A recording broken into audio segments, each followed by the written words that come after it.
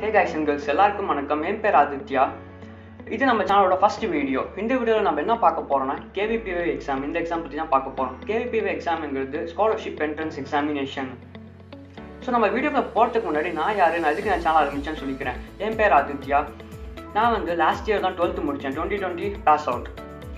அதே சமச்சீர் கல்வி தான். நீங்கள் லாஸ்ட் இயர் 12th படிச்சிருந்தீங்கன்னா உங்களுக்கு தெரியும் எவ்வளோ கஷ்டமாக இருந்துச்சுன்னு. ஏன்னா லாஸ்ட் இயர் தான் பார்த்தீங்கன்னா லாஸ்ட் இயர் நியூ சிலபஸ், அதனால் கொஞ்சம் கஷ்டமாக தான் இருந்துச்சு. நான் 10th 95%, 12th 90% வாங்கியிருக்கேன். நான் இந்த சேனல் ஆரம்பிக்கிறதுக்கு 2 ரீசன்ஸ் இருக்குது. ஃபர்ஸ்ட் ரீசன் பார்த்தீங்கன்னா, நான் சின்ன வயசுலேருந்தே எப்படின்னா டீச்சர் ஒரு ஃபர்ஸ்ட் லெசன் நடத்துகிறாங்கன்னா நான் செகண்ட் தேர்ட் லெசன் படித்து முடிச்சிடுவேன். நான் உங்களுக்கு ஒரு அட்வான்ஸாகவே இருப்பேன் எப்பயுமே. ஸோ இது அப்படியே ஒரு ஸ்கூல் லைஃப் ஃபுல்லாக அப்படியே கண்டினியூ ஆச்சு. இதனால் எனக்கு என்ன தெரிய வந்துச்சுன்னா, நான் ஒரு 9th 10th படிக்கும்போது பார்த்தீங்கன்னா 9th 10th 11th 12th படிக்கும்போது நான் எப்படி சிலர் கம்பெனி சிஓ ஆகிறாங்க, எப்படி சிஎஃப் ஆகிறாங்க, அவங்க என்ன படித்தாங்க, எந்த காலேஜில் படித்தாங்க, எந்த எக்ஸாம் எழுதி அவங்க அந்த கோர்ஸ் எடுத்தாங்க, இந்த மாதிரியான விஷயம்லாம் நான் நிறைய ரிசர்ச் பண்ண ஆரம்பிச்சிட்டேன். ஸோ இந்த மாதிரி விஷயம்லாம் நான் ஃப்ரெண்ட்ஸ் கிட்ட ஷேர் பண்ணுவேன், டீச்சர்ஸ் கிட்டே ஷேர் பண்ணுவேன். என் ஃப்ரெண்ட்ஸ் கிட்ட சொல்லியிருக்கேன், நீ உனக்கு இந்த ட்ராயிங்லாம் உனக்கு நிறைய இன்ட்ரெஸ்ட் இருக்குடா, அதனால் நீ இந்த எக்ஸாம் ட்ரை பண்ணு.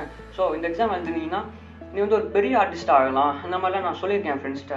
அதை கேட்ட அவங்க என்கிட்ட என்ன சொல்லியிருக்காங்கன்னா, பரவாயில்ல உனக்கு நிறைய நாலேஜ் தெரியுது, இது நீ ஒரு 4 பேர்கிட்ட ஷேர் பண்ணிங்கன்னா கேட்குற அவங்களுக்கும் கொஞ்சம் யூஸ்ஃபுல்லாக இருக்கும், ஒரு அவேர்னஸ் கிரியேட் பண்ண மாதிரி இருக்குமேன்னு அவங்க என்கிட்ட சொல்லியிருக்காங்க. ஸோ எனக்கு அப்போதைக்கு எனக்கு 4 பேர்ட்ட ஷேர் பண்ணணுன்னு தான் ஆசை. ஆனால் எனக்கு அப்போ இன்டர்நெட் பற்றிலாம் எனக்கு அவ்வளோவா தெரியாது. ஸோ எனக்கு இப்போ தான் தெரிய வந்துச்சு, இந்த மாதிரி என் நாலேஜ் உங்கள்கிட்ட நான் ஷேர் பண்ணேன்னா உங்களுக்கு கொஞ்சம் யூஸ்ஃபுல்லாக இருக்கும். அட்லீஸ்ட் உங்களுக்கு உங்களுக்கு தெரியாத விஷயம்லாம் தெரிய வரும்ல.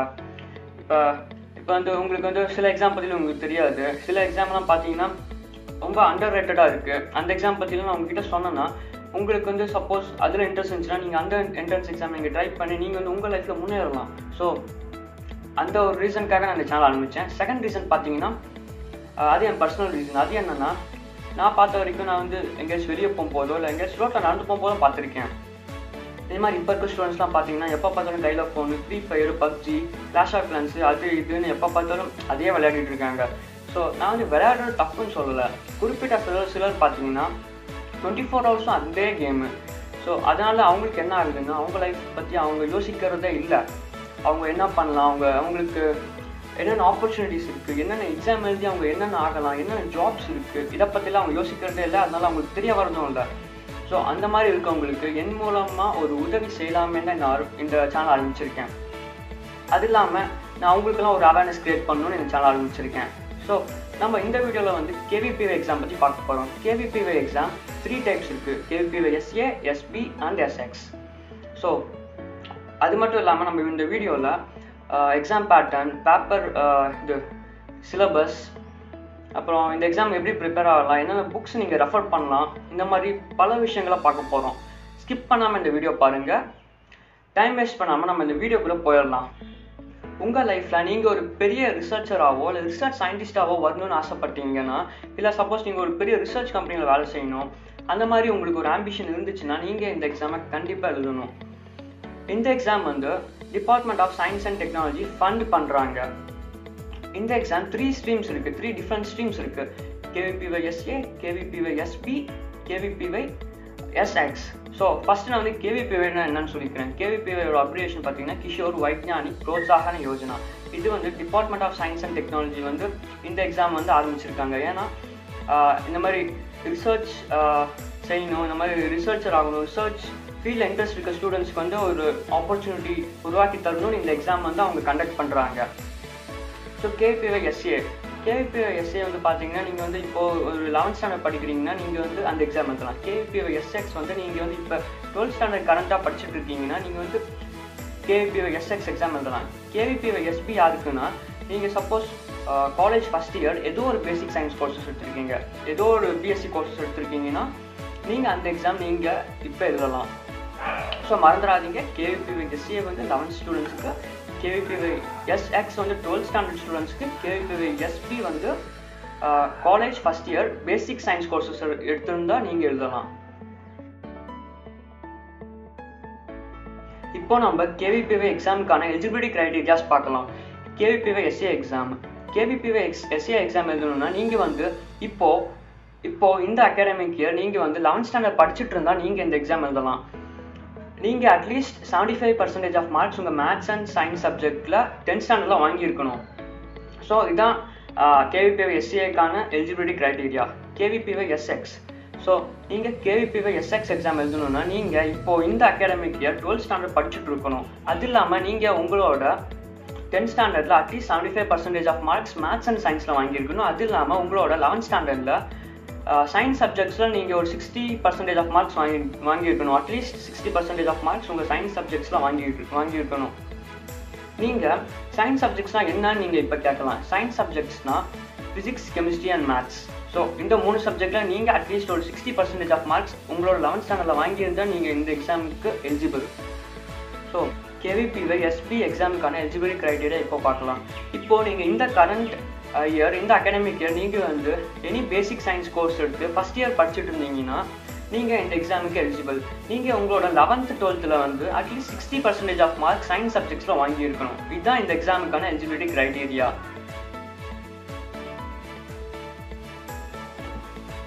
நம்ம இப்போ கேவிபிஒய் எஸ்சிஏ எக்ஸாமோட பேப்பர் பேட்டர்ன் பார்க்கலாம்.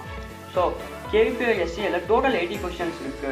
4 சப்ஜெக்ட்லேருந்து கொஷின்ஸ் வரும். Physics, chemistry, maths and biology. ஆமாம், பயாலஜிலேருந்து கொஷின்ஸ் வரும். நீங்கள் வந்து ஏன்னா கேவிபிஒய் எஸ்சிஏங்கிற எக்ஸாம் வந்து நீங்கள் 11th தானே எழுத போகிறீங்க. அதனால் 50% ஆஃப் பயாலஜி கொஷின்ஸ் வந்து உங்கள் 10th சிலபஸ் ரிலேட்டடாக தான் வரும். ஸோ நீங்கள் வந்து உங்கள் 10th பயாலஜியை நல்லா படிச்சுக்கோங்க. ஸோ இந்த கேவிபிஒய் எஸ்சிஏ எக்ஸாம் பேட்டர்னில் வந்து டோட்டல் 80 கொஷின்ஸ்.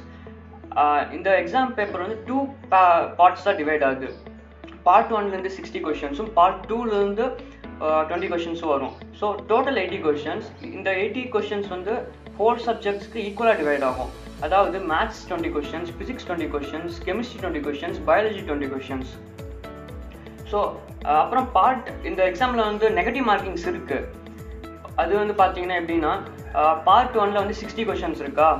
பார்ட் 1ல் வந்து நீங்கள் கரெக்டாக ஆன்சர் பண்ணிங்கன்னா 1 மார்க் வரும். அதே நீங்கள் சப்போஸ் டஃப்பாக ஆன்சர் பண்ணிட்டீங்கன்னா -0.25 மார்க்ஸ் வந்து ரெடியூஸ் ஆகிடும். அதே பார்ட் 2ல் வந்து நீங்கள் கரெக்டாக ஆன்சர் பண்ணிங்கன்னா 2 மார்க்ஸ் கொடுப்பாங்க. அதே நீங்கள் தப்பாக ஆன்சர் பண்ணிங்கன்னா 0.5 மார்க்ஸ் வந்து போயிடும். ஸோ நெகட்டிவ் மார்க்கிங் இருக்குது. ஸோ கேர்ஃபுல்லாக எக்ஸாம் எழுதணும். இப்போ நம்ம கேவிபிஒய் எஸ்எக்ஸ் அண்ட் எஸ்பி ஸ்ட்ரீமுக்கான பேப்பர் பேட்டர்ன் பார்க்கலாம். கேவிபிஒய் எஸ்எக்ஸ் அண்ட் எஸ்பி இந்த 2 எக்ஸாம் பார்த்தீங்கன்னா ஒரே மாதிரி பேப்பர் பேட்டர்ன் தான். ஸோ நம்ம ஒரே டைமில் இது 2யும் பார்த்துடலாம். இந்த எக்ஸாம்லையும் பார்த்தீங்கன்னா கேவிபிஒய் எஸ்சிஏ மாதிரியே டோட்டல் 80 கொஷின்ஸ் இருக்குது. 2 பார்ட்ஸாக டிவைட் ஆகுது. அதாவது பார்ட் ஏல வந்து 60 கொஷின்ஸும் பார்ட் பியில் 20 கொஷின்ஸும் வரும். ஸோ இந்த எக்ஸாமில் பார்த்தீங்கன்னா இந்த எக்ஸாமில் பார்ட் ஏல பார்த்தீங்கன்னா 4 சப்ஜெக்ட்ஸ் வந்து கொஷின்ஸ் வரும். ஆனால் நீங்கள் எனி 3 சப்ஜெக்ட்ஸ் இருந்து வர கொஷின்ஸாக நீங்கள் அட்டென்ட் பண்ணணும். ஸோ ஒருவேளை நீங்கள் ஒரு சிஎஸ் ஸ்டூடெண்ட்டாக இருந்தீங்கன்னா ஃபிசிக்ஸ், கெமிஸ்ட்ரி, மேத்ஸ் எடுத்துக்கலாம் பார்ட் ஏல. சப்போஸ் நீங்கள் ஒரு பயோ ஸ்டூடெண்ட்டாக இருந்தீங்கன்னா ஃபிசிக்ஸ், கெமிஸ்ட்ரி, பயாலஜிலேருந்து வர கொஷின்ஸை நீங்கள் அட்டென்ட் பண்ணலாம். பார்ட் பியில் பார்த்தீங்கன்னா இதே மாதிரி 4 சப்ஜெக்ட்ஸ்லேருந்து கொஷின்ஸ் வரும். ஆனால் நீங்கள் வந்து எனி 2 சப்ஜெக்ட்ஸ்லேருந்து வர கொஷின்ஸ் தான் அட்டென்ட் பண்ணணும். ஸோ நீங்கள் எந்த சப்ஜெக்ட் வேணால் அது வந்து எந்த சப்ஜெக்டாக வேணால் இருந்துக்கலாம். ஃபிசிக்ஸ் மேத்ஸோ இல்லை ஃபிசிக்ஸ் பயாலஜியோ எது வேணால் இருந்துக்கலாம். இந்த எக்ஸாம்லேயும் நெகட்டிவ் மார்க்கிங்ஸ் இருக்குது. பார்ட் ஏல நீங்கள் ஒரு கொஷின் கரெக்டாக எழுதுனீங்கன்னா 1 மார்க் வந்து உங்களுக்கு வரும். அதே நீங்கள் தப்பாக எழுதிட்டீங்கன்னா -0.25 மார்க்ஸ் வந்து ரெடியூஸ் ஆகிடும். பார்ட் பியில் வந்து பார்த்தீங்கன்னா நீங்கள் கரெக்டாக எழுதுனீங்கன்னா 2 மார்க்ஸ் வந்து வரும். அதே நீங்கள் தப்பாக எழுதுனீங்கன்னா -0.5 மார்க்ஸ் வந்து ரெடியூஸ் ஆகிடும். ஸோ இந்த எக்ஸாம்லேயும் நெகட்டிவ் மார்க்கிங் இருக்குது. நீங்கள் கேர்ஃபுல்லாக தான் எழுதணும்.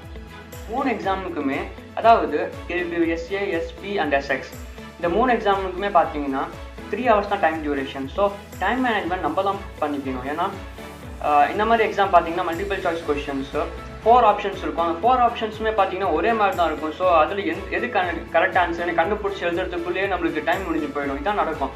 ஏன்னா நம்மளுக்கு நார்மல் எக்ஸாம்ஸே பாருங்களேன். இந்த மாதிரி ஸ்கூல் எக்ஸாம்ஸ், இந்த ஆஃபர்லி, குவார்டர்லி, இந்த மாதிரி எக்ஸாம்ஸ்லேயே பார்த்தீங்கன்னா நம்மளுக்கு தெரியாத வேற ஒரு கொஷினை ட்விஸ்ட் பண்ணி கேட்டுட்டாங்க. நம்மளுக்கு வந்து அந்த கொஷினை படித்து புரிஞ்சுக்கிட்டு அது என்னன்னு நம்ம புரிஞ்சுக்கிட்டு அதை நம்ம யோசிச்சு எழுதுறதுக்கே நம்மளுக்கு டைம் பத்தாது கரெக்டாக. ஆனால் இந்த எக்ஸாம்லாம் பார்த்தீங்கன்னா, இந்த காம்படிட்டிவ் எக்ஸாம்லாம் பார்த்தீங்கன்னா நம்ம வந்து எந்த கொஷினும் நம்ம ஏற்கனவே பார்த்துருக்கவே மாட்டோம். நம்மளுக்கு தெரிஞ்சதெல்லாம் கான்செப்ட்ஸ் தான். நம்ம கான்செப்டை வச்சு அவங்க கேட்குற கொஷனுக்கு வந்து நம்ம ஆன்சர் எழுதணும். ஸோ இது வந்து ரொம்ப டைம் கன்சியூமிங் எக்ஸாம் இதெல்லாம். ஸோ டைம் மேனேஜ்மெண்ட் நம்ம தான் பார்த்துக்கணும். இதை நம்ம எப்படி சரி செய்யலாம்னா, நம்ம வந்து கான்ஸ்டண்ட்டாக ப்ராக்டிஸ் எடுக்கணும். அவங்க என்ன மாதிரி கொஸ்டின் எடுக்கிறாங்க அதெல்லாம் மார்க் டெஸ்ட் எழுதணும். இந்த மாதிரிலாம் நம்ம பண்ணணும். எனக்கு தெரிஞ்சு நிறைய பேருக்கு என்ன ஆகும்னா, இப்போ வந்து இந்த எக்ஸாமில் 80 கொஸ்டின்ஸ் இருக்குன்னா அவங்க எக்ஸாமில் வந்து ஒரு 30 கொஸ்டின்ஸ் அட்டன் பண்ணியிருப்பாங்க. மிச்சம் ஒரு 50 கொஸ்டின்ஸ் அவங்க பார்க்காமே வந்திருப்பாங்க. இந்த மாதிரி தான் நிறைய பேருக்கு நடக்குது. ஸோ அது உங்களுக்கு நடக்காமல் பார்த்துக்கோங்க. இப்போ நம்ம கேவிபிவி எக்ஸாமோட கட் ஆஃப் பார்க்கலாம். ஸோ கட் ஆஃப்னா ஃபஸ்ட் என்ன? கட் ஆஃப்னா இப்போ நீங்கள் ஒரு எக்ஸாம் எழுதுறீங்கன்னா அதுக்கு ஒரு குவாலிஃபைங் மார்க்ஸ் இருக்கும்ல, ஸோ அதுக்கு பேர் தான் கட் ஆஃப்.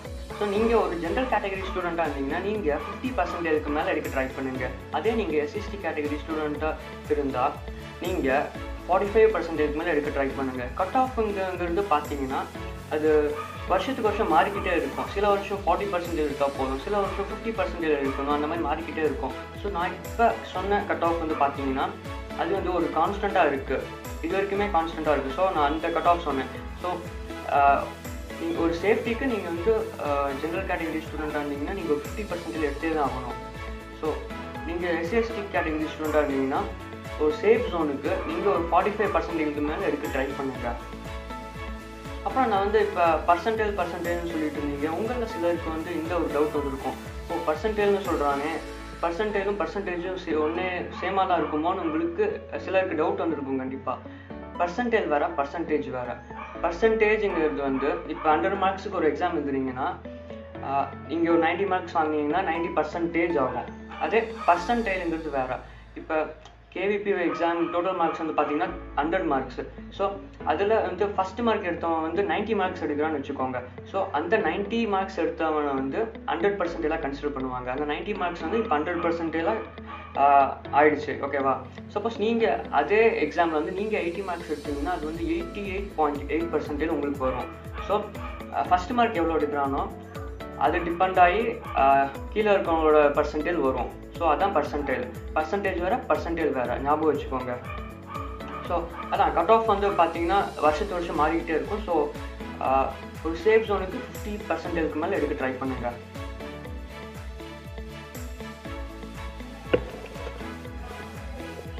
ஸோ இது வரைக்கும் நம்ம வீடியோவில் நம்ம கேவிபிவி எக்ஸாம்னா என்ன, ஸ்ட்ரீம்ஸ்னா என்ன, எலிஜிபிலிட்டி க்ரைட்டீரியா என்ன, கட் ஆஃப் என்ன, பேப்பர் பேட்டர்ன் என்ன, இந்த மாதிரி பல விஷயங்கள் பார்த்துட்டோம். ஸோ உங்களுக்கு இந்த கொஷன் உங்கள் மனசில் இருக்கும், சரி நம்ம இந்த எக்ஸாம் எழுதி நம்ம என்ன பண்ண போகிறோம்னு. ஸோ அதை பற்றி நம்ம இப்போ பார்க்கலாம். ஸோ ஒருவேளை நீங்கள் இந்த ரிட்டன் எக்ஸாம் எழுதி செலக்ட் ஆகிட்டீங்கன்னு வச்சுக்கோங்க, உங்களுக்கு ஒரு கால் லெட்டர் வரும்.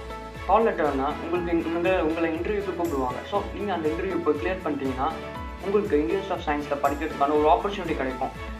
இந்தியன் இன்ஸ்டிடியூட் ஆஃப் சயின்ஸ் தான் உங்களுக்கு என்னன்னு தெரியும், நான் நம்புகிறேன். நீங்கள் வேணும் கூகுளில் போட்டு பாருங்கள். இந்தியன் இன்ஸ்டிடியூட் ஆஃப் சயின்ஸுங்கிறது வந்து ஒரு இந்தியாவிலே ஒரு டாப் மோஸ்ட் ரிசர்ச் இன்ஸ்டியூட். அது இந்தியாவிலேயே ஃபஸ்ட்டு ப்ளஸில் இருக்குது. ஸோ அந்த காலேஜில் படிக்கிறது ஒரு ஆப்பர்ச்சுனிட்டி கிடைக்கும். அது funded by central government actually. So இந்த காலேஜ் கிடைக்கிறதுனாலே அது ரொம்ப ஒரு பெருமையான விஷயம். அந்த காலேஜில் உங்களுக்கு வந்து ஒரு பேசிக் சயின்ஸ் கோர்சஸ் படிக்கிறதுக்கான ஒரு ஆப்பர்ச்சுனிட்டி கிடைக்கும். பேசிக் சயின்ஸ் கோர்சஸ்னால் ஃபிசிக்ஸ், கெமிஸ்ட்ரி, மேத், ஸ்டாட்டிஸ்டிக்ஸ், இந்த மாதிரியான கோர்சஸ் படிக்கிறதுக்கான ஒரு ஆப்பர்ச்சுனிட்டி கிடைக்கும். நான் டிஸ்கிரிப்ஷன் பாக்ஸில் வந்து அஃபிஷியல் வெப்சைட்டோட லிங்க் போட்டிருக்கேன். நீங்கள் அதில் போய் பார்த்தீங்கன்னா உங்களுக்கு இன்னுமே நல்லா தெளிவாக புரியும். ஸோ உங்களுக்கு அந்த ஒரு ஆப்பர்ச்சுனிட்டி கிடைக்கும். நீங்கள் சப்போஸ் கேவிபிவி SCS ஸ்ட்ரீம் மூலமாகவோ இல்லை SX ஸ்ட்ரீம் மூலமாகவோ போய் செலக்ட் ஆகி நீங்கள் அந்த கோர்ஸ் எடுத்து படிக்கிறீங்கன்னு வச்சுக்கோங்களேன். நீங்கள் படிக்கும்போது உங்களுக்கு மந்த்லி ஸ்டைஃபண்ட் 5000 கிடைக்கும். ஸ்டைஃபண்ட் என்னன்னு கேட்டிங்கன்னா தமிழில் சொல்லணும்னா உதவித்தொகை. ஸோ உங்களுக்கு மந்த்லி ஸ்டைஃபண்ட் 5000 கிடைக்கும். அது இல்லாமல் ஆனுவலி உங்களுக்கு 20,000 ஸ்டைஃபண்ட் இல்லாமல் உங்களுக்கு கிடைக்கும். ஸோ நீங்கள் சப்போஸ் கேவிபிவி SB ஸ்ட்ரீம் மூலமாக போய் செலக்ட் ஆகி அங்கே படிக்கிறீங்கன்னா உங்களுக்கு மந்த்லி ஸ்டைஃபண்ட் 7,000 கிடைக்கும். அது இல்லாமல் இயர்லி வந்து 28,000 கிடைக்கும். இந்த எக்ஸாம் இன்டர்வியூ இதெல்லாமே கொஞ்சம் கஷ்டமாக இருக்கும். ஸோ இதெல்லாம் தாண்டி நீங்கள் செலக்ட் ஆகி இவ்வளோ போய் கோர்ஸ் சேர்ந்துட்டிங்கன்னா நீங்கள் ரொம்ப பெருமையாக ஃபீல் பண்ணணும். ஏன்னா உங்களுக்கு கிடச்சிருக்கிறது சூப்பரான காலேஜ். இது வந்து இந்தியாவிலே ஃபஸ்ட்டு ப்ளேஸில் இருக்க டாப் மோஸ்ட் ரிசர்ச் இன்ஸ்டியூட். நீங்கள் வெளியே யார்கிட்ட கேட்டாலும் அதுக்கு ஒரு பேர் இருக்குது. நீங்கள் வந்து இந்தியன் இன்ஸ்டிடியூட் ஆஃப் சயின்ஸில் படிக்கிறேன்னு சொன்னீங்கனாலே உங்கள் மேலே பார்க்குறவங்களுக்கு ஒரு ரொம்ப ஒரு நல்ல ரெஸ்பெக்ட் வரும். ஸோ அது இல்லாமல் நீங்கள் படிக்கும்போது உங்களுக்கு ஸ்டைஃபண்ட் கிடைக்குது. ஸோ அந்த ஸ்டைஃபண்டை நீங்கள் வந்து ஒரு பாக்கெட் மணியாக கூட யூஸ் பண்ணிக்கலாம். ஸோ நீங்கள் வந்து இந்த ரிசர்ச்சர் ஆகணும், ரிசர்ச் சயின்டிஸ்ட் ஆகணும், நான் வந்து புதுசாக ஏதாவது கண்டுபிடிக்கணும், அந்த மாதிரி உங்களுக்கு மைண்டில் இருந்துச்சுன்னா நீங்கள் கண்டிப்பாக இந்த எக்ஸாமை ட்ரை பண்ணுங்கள். ஸோ நாம் இது வரைக்கும் இந்த வீடியோவில் கேவிபிவி என்னென்னு பார்த்தோம், ஸ்ட்ரீம்ஸ் பார்த்தோம், எலிஜிபிலிட்டி க்ரைட்டீரியா பார்த்தோம், கட் ஆஃப் பார்த்தோம், எதுக்கு இந்த எக்ஸாம் எழுதணும்னு பார்த்துட்டோம். ஸோ இப்போ நீங்கள் இந்த எக்ஸாம் எழுதலான்னு இருக்கேன், ஆனால் எப்படி ப்ரிப்பேர் ஆகுதுன்னு தெரியல, உங்களுக்கு சிலருக்கு டவுட் இருக்கும். ஸோ எப்படி ப்ரிப்பேர் ஆகுதுன்னு பார்க்கலாம் இப்போ. ஸோ நீங்கள் இப்போ கேவிபிவி எஸ்ஏ எக்ஸாம் எழுதலாம்னு இருந்தீங்கன்னா நீங்கள் 4 சப்ஜெக்ட்டும் படிச்சு தான் ஆகணும். Physics, chemistry, maths and biology. நீங்கள் பயாலஜிக்கு என்ன பண்ணுறீங்கன்னா நீங்கள் 10th பயாலஜி ஃபுல்லாக எல்லாம் தரவாக இருக்கிற மாதிரி பார்த்துக்கோங்க. சப்போஸ் நீங்கள் 11th பயோ குரூப் எடுத்திருந்தீங்கன்னா நான் அது உங்களுக்கு ஒரு ஆடட் அட்வான்டேஜ் தான் சொல்லுவேன். ஏன்னா பயாலஜி நீங்கள் எஸ்ஏ எக்ஸாம் ஸ்கிப் பண்ண முடியாது. அதே நீங்கள் எஸ்பி, எஸ்எக்ஸ் எக்ஸாமில் கூட பார்த்தீங்கன்னா பயாலஜியை இக்னோர் பண்ணிடலாம், நீங்கள் ஆப்ஷனை விட்டுறலாம், ஆனால் இதில் முடியாது. ஸோ நீங்கள் ஒருவேளை பயோ ஸ்டூடெண்ட்டாக இருந்தீங்கன்னா இது ஒரு ஆடட் அட்வான்டேஜ் தான் சொல்லுவேன். ஸோ நீங்கள் மேத்ஸுக்கு என்ன பண்ணுறீங்கன்னா ஆர்டி சர்மா இந்த மாதிரி நல்ல ஆத்தர் புக்ஸ் எல்லாம் இருக்குது, அது டிஸ்கிரிப்ஷன் பாக்ஸில் போட்டுக்கேன், போய் பாருங்கள். இந்த மாதிரி புக்ஸை ரெஃபர் பண்ணுங்கள். அப்புறம் ஃபிசிக்ஸுக்கு DC Pandey, HC Verma, BS Agarwal இந்த மாதிரி நல்ல ஆத்தர் புக்ஸ்லாம் இருக்குது. இதில் இருக்க கான்செப்ட்ஸ் எல்லாம் படித்து வச்சுக்கோங்க. இதில் இருக்க ப்ராப்ளம்ஸ் எல்லாம் சால்வ் பண்ணி பாருங்கள். கெமிஸ்ட்ரி பார்த்தீங்கன்னா ஓபி டண்டன், NCERT மறக்காமல் படிச்சிருங்க. ஓபி டண்டன் ஆர்கானிக்கு நல்லாயிருக்கும். ஸோ இந்த புக்ஸ்லாம் நீங்கள் ரெஃபர் பண்ணுங்கள். நான் சில புக்ஸ்லாம் டிஸ்கிரிப்ஷன் பாக்ஸில் போட்டிருக்கேன். இது டாப்பர்ஸ் ரெஃபர் பண்ண புக்ஸ் இதெல்லாம். ஸோ அது உங்களுக்கு யூஸ்ஃபுல்லாக இருக்கும் நம்புகிறேன். நீங்கள் இந்த எக்ஸாமுக்கு உங்கள் கான்செப்ட்ஸ் நல்லா கிளியராக இருக்கணும். எதுவும் உங்களுக்கு டவுட்ஸ்லாம் வரக்கூடாது. இது வருமா, அது வருமா, இது SO2 இல்லை SO4 சப்போஸ் எக்ஸாம்பிளுக்கு சொல்கிறேன், சல்ஃபர் ஆக்சைடா, இந்த மாதிரி டவுட்ஸ்லாம் உங்களுக்கு இருக்கக்கூடாது. நீங்கள் எப்படின்னா உங்களுக்கு பர்ஃபெக்டாக இதுதான் ஆன்சருன்னு தெரியணும், அந்த அளவுக்கு நீங்கள் ப்ரிப்பேர் ஆகணும். ஸோ அதான் ஒரு மெயின் பாயிண்ட். கேவிபிவி எஸ்ஏ எக்ஸாம் எழுதுறீங்கன்னா நான் உங்களுக்கு ஒரு பர்சனலாக என்ன சஜஷன் கொடுப்பேன்னா, நீங்கள் கேவிபிவி எஸ்ஏ எக்ஸாம் எழுதுறதுக்கு முன்னாடியே நீங்கள் கொஞ்சம் 12th சிலபஸும் கவர் பண்ண ட்ரை பண்ணுங்கள். ஏன்னா கொஷின்ஸ் 12th சிலபஸ்லேருந்தும் வரும். ஸோ அது ஒரு ஆக்சுவலி டிஸ்அட்வான்டேஜ் கேவிபிவி எஸ்ஏல.